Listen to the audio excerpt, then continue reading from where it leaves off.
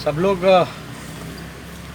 को short notice पे बुलाया गया। आप लोग सब लोग जान रहे हैं आज की जो घटना है, एक आईएएस अधिकारी जो मुख्य सचिव रैंक के हैं,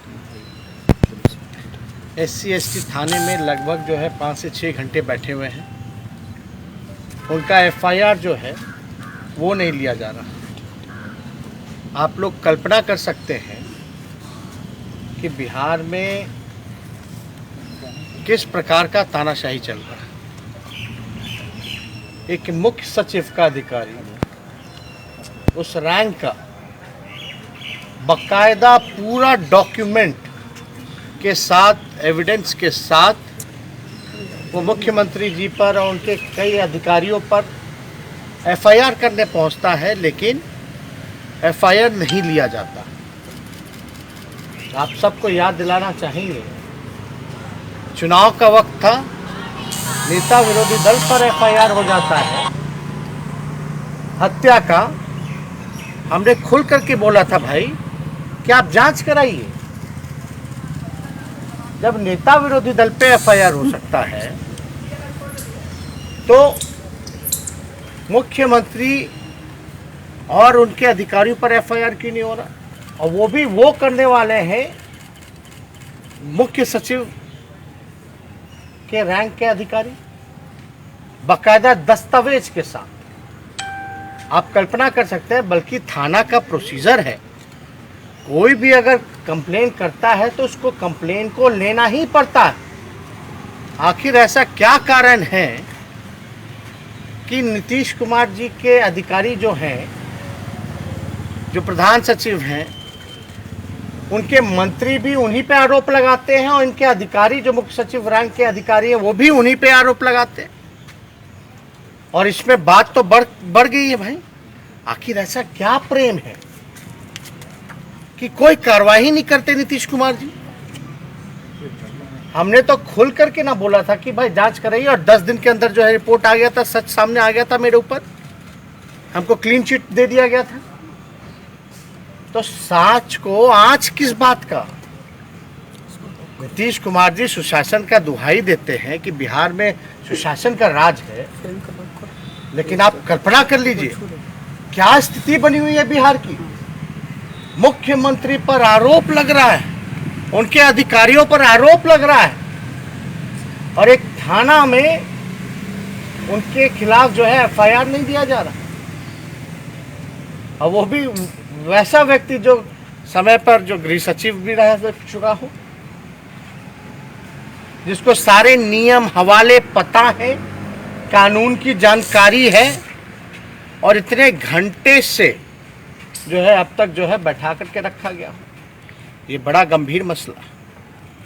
देश में आज तक हमने नहीं देखा कि ऐसे मुख्यमंत्री पर आरोप लगता हो और तानाशाही रवैया अपनाया गया। कंप्लेन ही नहीं लिया जा रहा।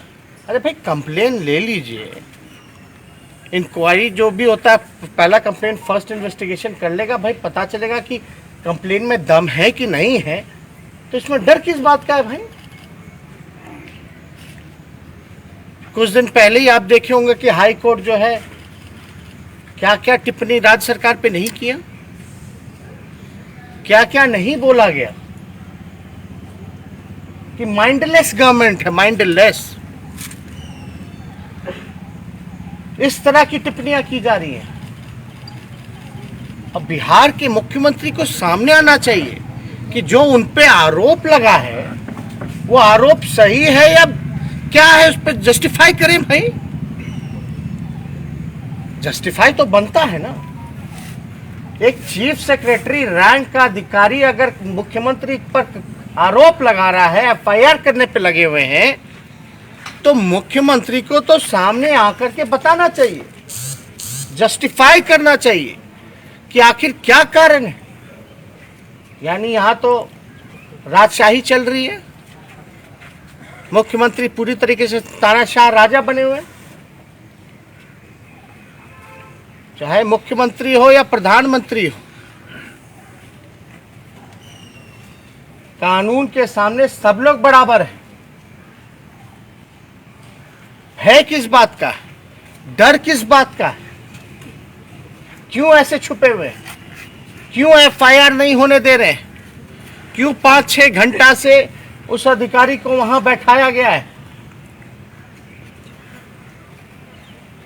वो तो पूरी तरीके से कानून का पालन करते हुए तरीके से एकदम जाकर के अपना कंप्लेन कर रहे हैं, दस्तावेज दे रहे हैं। ये तो पुलिस की जिम्मेदारी है, थाने की जिम्मेदारी है कि कंप्लेन ले, एफआईआर दर्ज कराएं, इन्वेस्टिगेट करें। दूध का दूध पानी का पानी हो जाएगा। अब मुख्यमंत्री जी ईमानदार हैं तो पता चल जाएगा, लेकिन ये बात जो है दूर तक जारी है। जिस प्रकार से नीतीश कुमार जी के मंत्री, भाजपा के विधायक, IAS officer, chief secretary rank के अधिकारी जिस प्रकार से मुख्यमंत्री और उनके निजी अधिकारियों पर, उनके प्रधान सचिव पर अगर आरोप लगा रहे हैं, एक व्यक्ति ने नहीं, अलग अलग व्यक्तियों ने, वो भी सत्ता में रहने वाले लोग, ध्यान से, तो मामला कुछ ना कुछ दाल में काला नजर आ रहा है। ये मामला दूर तक जाएगा। क्यों मुख्यमंत्री पे एफआईआर नहीं हो सकता? आप लोगों ने भी कई बार दिखाया था, जब हम पे हत्या का मुकदमा हुआ, हमने खुद आपको बोला कि भाई जांच होनी चाहिए, जांच कराई जाए चुनाव के समय, क्या दिक्कत है? लेकिन इस तरह की घटना अगर हो रही है तो आप कल्पना नहीं कर सकते बिहार में किस प्रकार का सुशासन चल रहा है, तानाशाह चल रहा है। पूरी तरीके से भ्रष्ट लोगों का जिम्मेदारी दी गई है। बिना भ्रष्टाचार के कुछ नहीं होता है। ईमानदार लोगों को डराया जाता है, धमकाया जाता है। पूरे सुशासन में नीतीश जी का यही काम हुआ है। इसलिए हम तो चाहेंगे कि मुख्यमंत्री जी पुलिस से भी निवेदन करेंगे, डीजीपी से भी आपके माध्यम से निवेदन करेंगे कि मुख्यमंत्री या कोई हो, कंप्लेंट तो दर्ज होना चाहिए, ये उनका अधिकार बनता है। आखिर मुख्यमंत्री हैं तो कोई कंप्लेंट नहीं हो सकता। ये तो पद का दुरुपयोग करना है। माननीय नीतीश कुमार जी पद का दुरुपयोग कर रहे हैं पूरी तरीके से, और ऐसे ऐसे कई भ्रष्टाचारी अधिकारियों को जो है बार बार बचाने का काम करें। आखिर कौन सा प्यार है, कौन सा प्रेम है कि उनके मंत्री भी कहते हैं, हर विधायक से लेकर के सब लोग कह रहा है, फिर भी मुख्यमंत्री जी का प्यार जो है उस अधिकारी के प्रति जागा हुआ। अब तो मुख्यमंत्री पर एफआईआर हो रहा, बाकायदा सबूत। और हमको लगता है कि अगर एफआईआर होगा तो इसमें बुरी तरीके से माननीय नीतीश कुमार जी फंसने जा रहे हैं, जिला कह रहे भाई, पूरी तरीके से। और यही कारण है, डर का कारण है, जिसके लिए ये एफआईआर तक नहीं होने दे रहे। यही एक कारण है। तो इससे जुड़ा हुआ कोई सवाल हमको तो लगा भाई, आज अचानक से आप न्यूज़ के माध्यम से हमने देखा, बोले तो बड़ा गंभीर मसला। कोई मुख्य सचिव रैंक का अधिकारी कोई मामूली रैंक नहीं होता। एग्जीक्यूटिव पावर में अगर देखा जाए तो सीएम के बाद जो है उन्हीं लोगों को पावर है, उसी रैंक के अधिकारियों को ज़्यादातर पावर है। अगर ऐसी बात आ रही है, जिन उनके अंडर काम किया होगा, कोई बात होगी तो कंप्लेन तो लेना चाहिए। आखिर कारण क्या है हमको तो समझ भी नहीं आ रहा। ना नैतिकता बचा, ना अंतरात्मा बची मुख्यमंत्री जी की। बात बात पे हमको कहते थे कि भाई एक्सप्लेन कर दीजिए, एक्सप्लेन कर दीजिए। अब हम लोग कह रहे हैं कि भाई अब थोड़ा एक्सप्लेन कर दीजिए। हत्या का मुकदमा कैसे रफा दफा हुआ वो सब लोग जानते हैं। जो उन पे हत्या का आरोप था उस पर हमको कुछ नहीं कहना। जो मरे हैं उनके परिवार वाले से जाके पूछ लीजिएगा। लेकिन ये बात, ताज़ी बात ये आज की घटना, अभी भी शायद जो अधिकारी जो है SC/ST थाने जो है बैठे हुए, और एक दलित अधिकारी कंप्लेन कर रहा है सैकड़ों कागजों के साथ। जरूर उस कागज में दम होगा, जरूर उस अधिकारी ने साहस दिखाया है। हम तो मांग भी करेंगे भाई वैसे अधिकारी को सुरक्षा भी प्रदान की जाए, सुरक्षा भी दी जाए।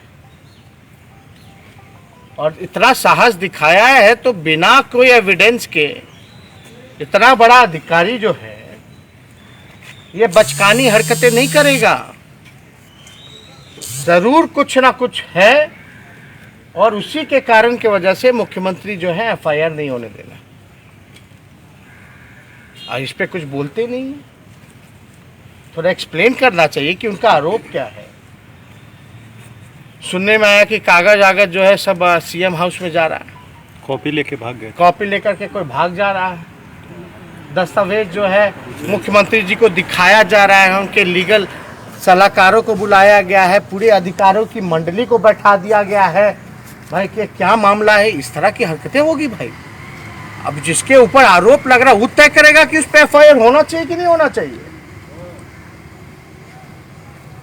ऐसे कानून चलेगा, ऐसे कानून का राज चलेगा। ये बहुत ही निंदनीय घटना है, शर्मसार करता है। और मुख्यमंत्री जी कम से कम DGP साहब कम से कम अपने कर्तव्यों को निभाएं, इन्वेस्टिगेट कीजिए, FIR कंप्लेन लीजिए। दूध का दूध पानी का पानी हो जाएगा। आखिर डर किस बात का, अगर मुख्यमंत्री ने कुछ नहीं किया तो? यानी कुछ ना कुछ गड़बड़ है तभी ना FIR नहीं हो रहा है। ये बात तो सिद्ध हो गया। हम लोग को लगा चलो भाई 1 घंटा में हो जाएगा FIR, 2 घंटा में हो जाएगा, 3 घंटा में हो जाएगा। 5-6 घंटे हो गए, दोपहर से आदमी बैठा हुआ है वहाँ, अधिकारी बैठा हुआ है, FIR नहीं होना। यानी जरूर दूध में दूध, दाल में कुछ ना कुछ जरूर काला है।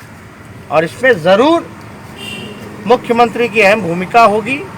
और सारे दस्तावेजों को मुख्यमंत्री आवास जो है वो बुलाया जा रहा है, दिखवाया जा रहा है।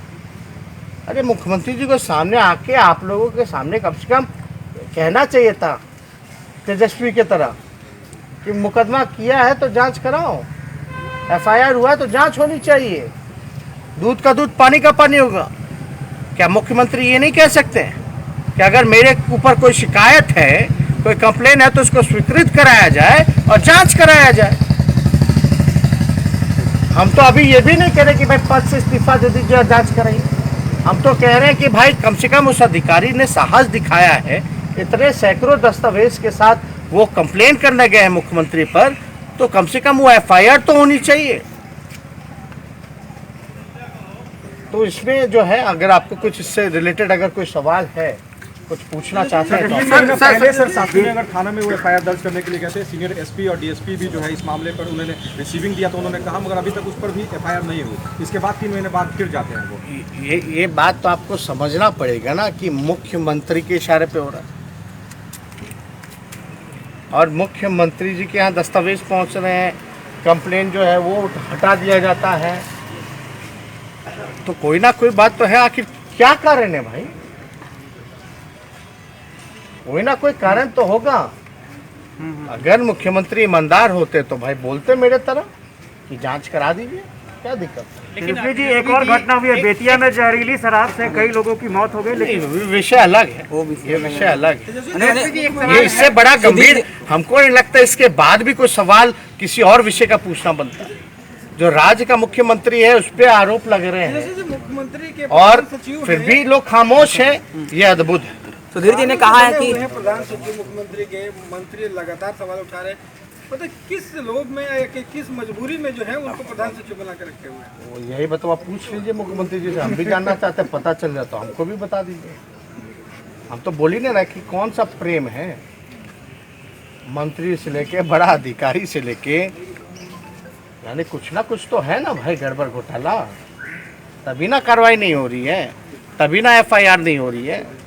अजय तेजस्वी सर एक चीज और है, ये जो एयरपोर्ट है, एयरपोर्ट रोड में जो गाड़ी जो लगी थी, रोड पे लगी गाड़ी लगती है, मतलब था। सर सुधीर कुमार जी सर सुधीर जी ने ये भी कहा है कि सामने आ गया है, सुधीर कुमार जी को खतरा भी हो सकता है सर। ना हम तो बोल रहे हैं भाई उनको सुरक्षा भी देनी चाहिए। सर सुधीर जी ने ये कहा जो एप्लीकेशन जो इंग्लिश में था, इंग्लिश जो उनको थाना प्रभारी समझ नहीं आया इंग्लिश, इसलिए एफआईआर रजिस्टर्ड नहीं किया गया है। थाना प्रभारी का 35 पेज का अंग्रेजी में लिखा हुआ है, समझ ये बेवकूफ़ी वाली बातें हैं, मामले को टालने वाली बात। अगर ऐसी बात होती तो वो तो हिंदी में भी लिख के दे सकते। 6 घंटे में तो